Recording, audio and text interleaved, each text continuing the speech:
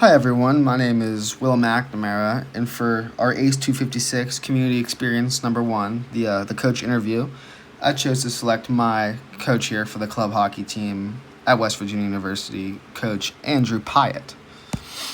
And so here's a little background on Coach Pyatt. There's a little picture of him up here on the right side of the screen. He's been around the game for a very long time now, 23 years. He started playing as a 7-year-old all the way back in 2002. And he played through his senior year in high school, where he graduated in 2013 at Trinity High School, which is in Washington, Pennsylvania, about 45 minutes from Morgantown.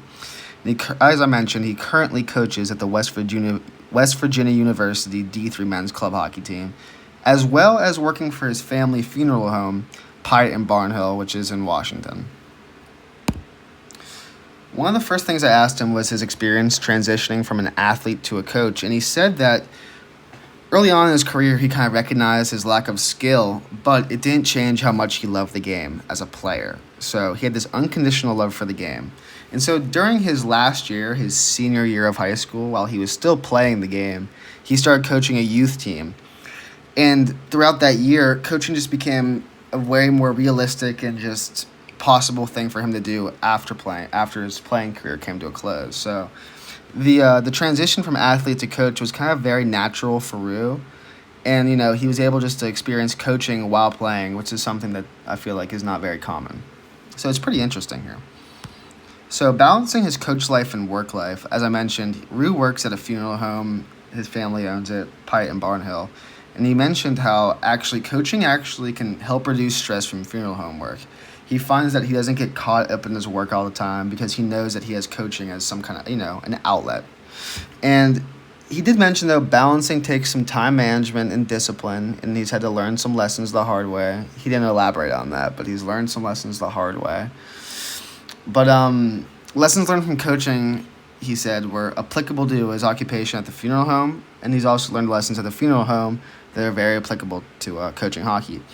And he also mentioned how coaching offers a very competitive aspect that his job and a lot of jobs can't offer, so he's grateful for it. How he keeps athletes motivated was something I was interested in during this interview. And he mentioned how motivating college athletes is very, very different compared to younger athletes, and whether that be youth and probably even middle school and high school. College athletes, they have, a lot going on in the day when it comes to class, hobbies outside of hockey, where it comes working a job. There's a lot that these kids have going on, and he mentioned how just overall it can be a little more difficult just to account for all these things that these people have going on. But he relies on very high-paced practices with a lot of intensity to keep everyone engaged. And his leadership group, he's a lot of trust in them, and he relies on them a lot. One thing he mentioned is it's one thing to hear something from your coach, and it's very easy to kind of tune it out. But when you have your leaders on the team, kind of preaching the message to everyone, hearing it from a teammate can kind of wake you up more, and you're not going to tune it out as much. And he likes a very loose and friendly environment in the locker room that, it's positive, and we like showing up to the rink and having a good time. So that's kind of how he keeps everyone engaged and motivated, continue playing and, pushing for success. I asked Rue about his administrative responsibilities with the team, the things behind the scenes, working with the school, and surprisingly, he really doesn't have much going on there. Our team manager and president, Todd Gookin, he's the one that kind of handles all those things. All that Rue really does is grade checks. To be eligible to play for the team, you have to maintain a 2.0 GPA each semester and pass 12 credits. Pass 9 credits and be enrolled in 12 credits. So as long as you meet those requirements, you're eligible to play. And Rue's only job is just to make sure he can see everyone's grades, and it's his job to make sure everyone's eligible to play. So he mentioned how he's very happy and grateful he doesn't have to do these administrative duties because it gives him a lot more time to focus on his actual his coaching duties. Off-season preparation was something that we also talked about during the interview, and the first thing he mentioned, he was very passionate about this and very excited to mention it, was this 2 to 3 week break after the season ends. He says it's just a complete mental reset for him. He doesn't watch any hockey. He tries not to think about hockey. He just likes to take 2, 3 weeks away from the game just to let his brain and his body just completely cool down. And then after that, he gets into it and he does a lot of scouting and showcases for new players.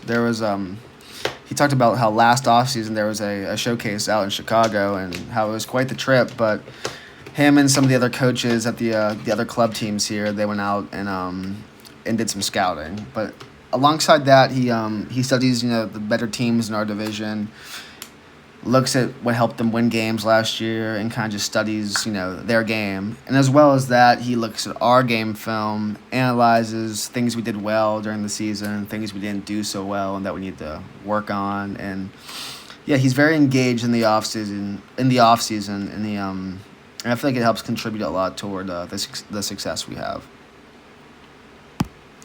Year-round engagement as a coach.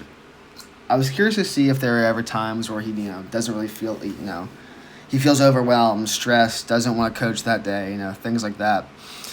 But Rumen, to him, there's no trouble. He's always engaged and motivated throughout the season. He did mention how there are days where everyone has days where maybe that night it's tough to get to the rink. You just don't want to be there. But overall, he's always motivated. And he says how his mentality toward the game really hasn't changed much since he quit playing and started coaching. And another thing that he really mentioned, and another thing he really, really, really supports is the fact that passion is something that can't be taught. You have it or you don't. And Rue is one of the most passionate people I've ever seen. The game of hockey, he loves it every day, and he always shows up to the rink with a big smile on his face, ready to be with us, ready to coach. Even on those off days, he finds a way just to enjoy it, and the passion is something that, it's very, very, very recognizable with Rue. And then the topic of diversity and inclusion in sport was the last thing we addressed here. So Rue talked about how when he was coaching youth hockey, almost every year he'd have at least one female player on his team.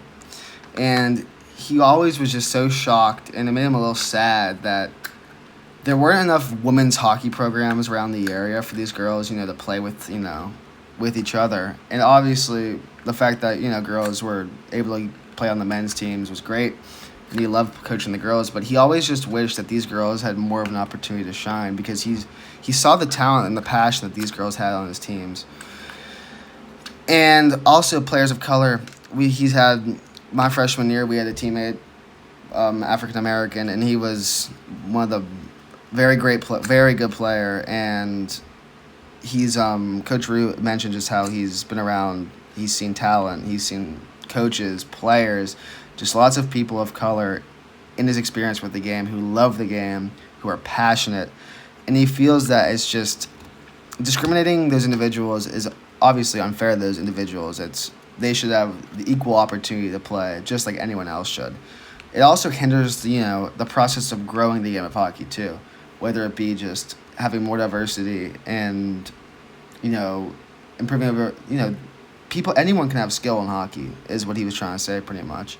And diversity and inclusion is something he very much supports because he's seen it. He's seen that some of these individuals who may not be included as much. He's seen how passionate and he's seen how much skill and talent these people can have. So it's something that he's passionate about, and it's something that he certainly supports.